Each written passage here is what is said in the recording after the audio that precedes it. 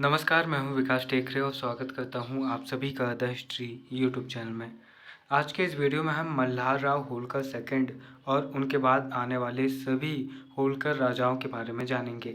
इससे पहले हम मल्हार राव होलकर, जो कि होलकर वंश के संस्थापक थे, अहिल्याबाई होलकर और उनके उत्तराधिकारी, साथ ही हम यशवंत राव होलकर जैसे शासकों के बारे में वीडियोस बना चुके हैं, जो कि आपको एमए हिस्ट्री सेकंड सेम या फिर एमए हिस्ट्री फोर्थ सेमेस्टर की प्लेलिस्ट में देखने को मिलेंगे।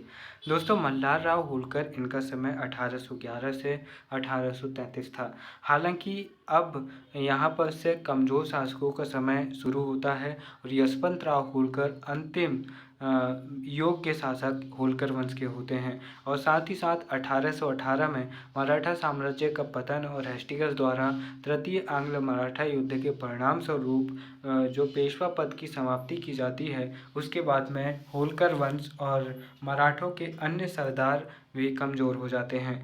मल्हार राव होलकर सेकंड का जन्म 1806 में हुआ था और 1833 में इनकी मृत्यु हो गई थी। इनके पिता का नाम यशवंत राव होलकर था और इनकी माता का नाम कृष्णाबाई होलकर था और इनकी पत्नी का नाम गौतमी बाई होलकर था। इतनी सारी जानकारी आपको इसलिए याद रखनी है क्योंकि आपको आगे काम आएगी। 1818 में मल्हार राव होलकर के शासनकाल में ही इंदौर होलकर अंग्रेजों इंदौर की छावनी बनती है। 1818 में ही मल्हार राव के शासनकाल में ही होलकर इंदौर अंग्रेजों की छावनी बनी। उससे पहले नहीं थी। इसके बाद में अंग्रेजों की छावनी मतलब इन्होंने यहाँ पर से अंग्रेजों का कैंप यहाँ पर लगने लगा। एक प्रकार से उनका एक रुकने का स्थान बन गया सैनिकों का अंग्रेज, और छावनी बन गया। ठीक है। इसके बाद में मार्तंड राव होलकर को देखते हैं तो 1833 से 34 इनका समय रहा और बहुत ही कम उम्र में ये चले जाते हैं। इनके पिता मल्हार राव होलकर सेकंड थे। इनकी माता गौतमी बाई थी और दादी कृष्णा राव होलकर, यानी कि इनके दादाजी कौन थे? यशवंत राव होलकर। तो ये थोड़ा सा कन्फ्यूजिंग लगता है, लेकिन जब आप ठंडे दिमाग से सुनेंगे, चीज़ों को समझेंगे, तो आपको ज़रूर ये चीज़ें याद हो जाएंगी। हालांकि ये जो अयोग्य शासक हैं, इनसे जुड़े प्रश्न ज़्यादा पूछे नहीं जाते हैं, लेकिन फिर भी अगर आप होलकर वंश से जुड़ा कुछ बड़ा प्रश्न कर रहे हैं और उसमें आप एक्स्ट्रा फैक्ट चाहते हैं और एक्स्ट्रा आंसर लिखना चाहते हैं, तो उसके लिए बहुत ज़्यादा फ़ायदेमंद ये होगा। तो इनकी जो दादी थी वो कृष्णा राव होलकर और इनके दादाजी जो थे वे थे यशवंत राव होलकर। तो इनकी मृत्यु हो जाती, ये हट जाते हैं। फिर उसके बाद में हरिराव होलकर आते हैं और हरिराव होलकर जो 1834 से 1843 तक शासक बनते हैं। यह मल्हार राव होलकर के दत्तक पुत्र होते हैं, क्योंकि उनके पुत्र जो मल्हार राव होलकर सेकंड होते हैं ना, उनके दत्तक पुत्र होते हैं, क्योंकि उनके पुत्र मार्तंड राव की तो मृत्यु हो जाती है, तो एक दत्तक पुत्र लेते हैं और दत्तक पुत्र हरिराम होलकर होता है। और यहाँ पर जो मल्हार राव आपको दिख रहा है, यह मल्हार राव सेकंड है। ठीक है, यह मल्हार राव सेकंड के दत्तक पुत्र होते हैं और इनकी कोई संतान नहीं थी और ये जल्द ही बीमारी में मर जाते हैं। इसके बाद में खांडेराव होलकर थर्ड आते हैं। खांडेराव कौन थे? तो खांडेराव होलकर थे मल्हार राव होलकर के पुत्र और अहिल्याबाई होलकर के पति थे। उन्हीं के नाम पर जो एक शासक होता है उसे खांडेराव थर्ड कह देते हैं, क्योंकि पता नहीं इन राजाओं के पास में नाम की कमी होती है या फिर एक दूसरे के नाम चोरी करने में मज़ा आता है, ले देकर ये सेकंड वो थर्ड करते रहते हैं। तो यहाँ पर खांडेराव होलकर थर्ड आते हैं 1843 से 44 के लिए। दत्तक पुत्र हरिराव थे, दत्तक पुत्र थे ये हरिराव के और मानसिक रूप से कमज़ोर थे। होलकर वंश में मैंने एक बात ये नोटिस किया हूँ कि अगर किसी प्रसिद्ध शासक का नाम ही ले रहे हैं तो ये भी वैसे ही निकल रहे हैं, और अगर किसी अयोग्य शासक का ये नाम ले रहे हैं तो ये भी वैसे ही निकल रहे हैं। जैसे कि एग्जाम्पल के लिए देखिए, जो खांडेराव था, तो खांडेराव भी अयोग्य शासक था और उसका शासनकाल आने से पहले ही वो मर जाता है। उसी तरह जो खांडेराव थर्ड होता है वो भी इसी तरह मर जाता है, खांडेराव सेकंड भी इसी तरह मर जाता है। लेकिन जो यशवंत राव सेकंड आएगा, यशवंत राव थर्ड आएगा, वो काफ़ी ठीक रहते हैं। अब इसके बाद में हम तुकोजी राव होलकर सेकंड को देखते हैं 1844 से 46 के दौरान। 1857 के महान स्वतंत्रता संग्राम के समय ये राजा थे। इसका मतलब इनका जो समय काल है ये थोड़ा सा गड़बड़ मैंने आपको यहाँ पर लिख के बता दिया हूँ, तो आई एम सॉरी, ये 1844 से 1886 है, क्योंकि अगला राजा 86 से आता है, तो 1844 से इनका समय 1886, प्लीज़ इस बात को नोट कर लीजिएगा।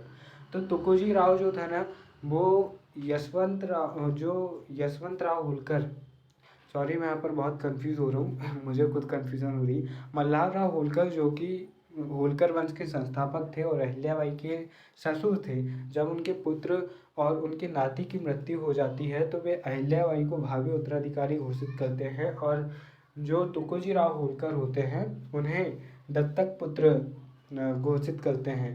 तो अहिल्याबाई होलकर के बाद से मल्हार राव होलकर का वंश तो खत्म हो जाता है, लेकिन वहाँ से तुकोजी राव होलकर का वंश शुरू होता है। तो ये सेकंड थे, तो इसलिए ये भी तुकाजी राव की तरह में थोड़े बहुत ठीक थे। 1857 के महान स्वतंत्रता संग्राम के समय ये राजा थे।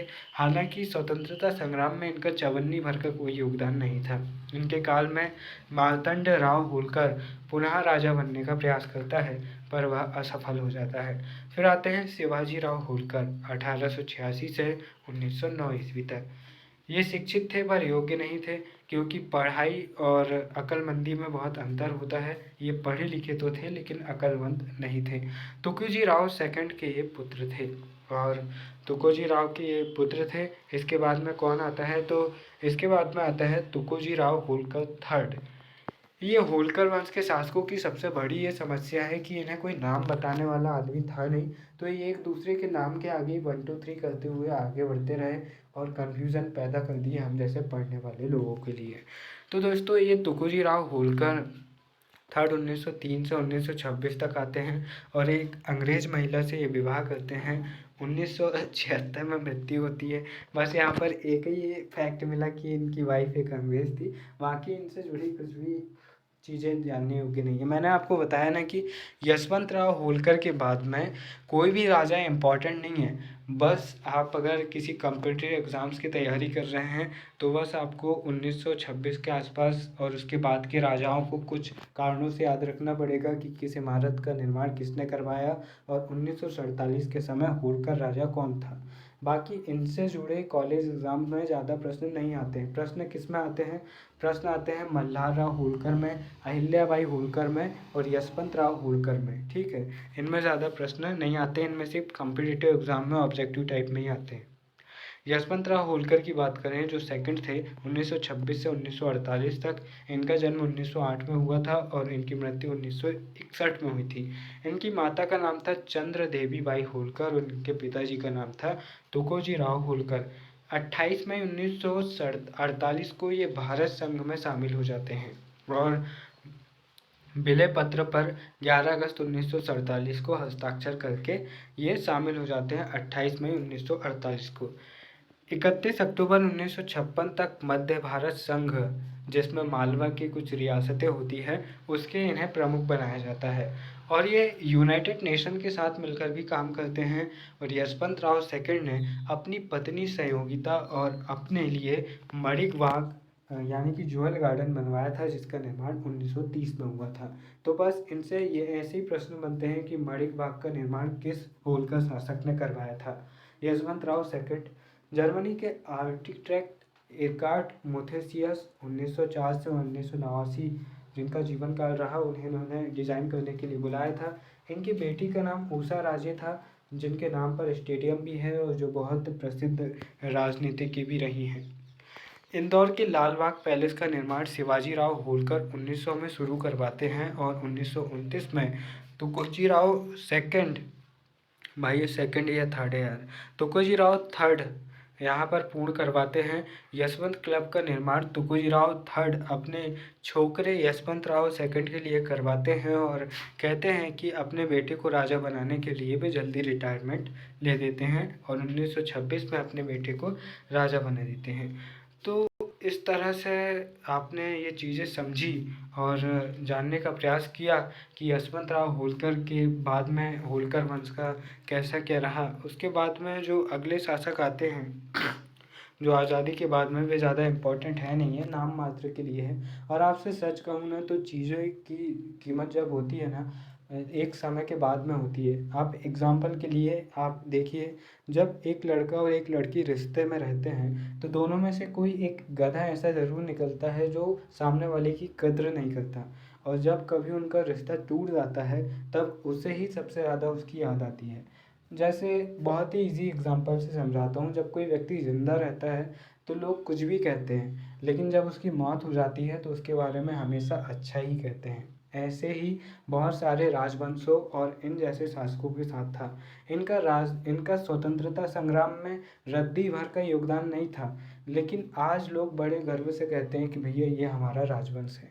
भले ही इन्होंने 1857 में क्रांतिकारियों को कुचला, उनकी मदद नहीं की, और फिर आज राजनीति में आकर ये कहते हैं कि हमने स्वतंत्रता संग्राम में बहुत झंडे गाड़े हैं। इसीलिए आप अगर इतिहास पढ़ते हैं तो इतिहास में इस बात को ध्यान में रखिए कि चीज़ें कभी भी बदलती रहती हैं, कभी भी एक जैसी नहीं रहती हैं। दोस्तों, वीडियो के अंत में बस इतना ही कहना चाहूँगा, सुख मिलता है आपस के प्यार से और अपनों के साथ से। इसीलिए जो लोग आपसे प्यार करते हैं उनकी इज़्ज़त कीजिए, केयर कीजिए और उनसे प्यार कीजिए और हमेशा उनका साथ दीजिए, तो आपके रिश्ते मज़बूत बनेंगे। पैसे कमाने के साथ साथ इस बात का ध्यान भी रखो कि जिनके लिए पैसे कमा रहे हो उनका भी ध्यान रख पाओ। फिर मिलते हैं अपने किसी और वीडियो में, तब तक के लिए नमस्कार, जय हिंद।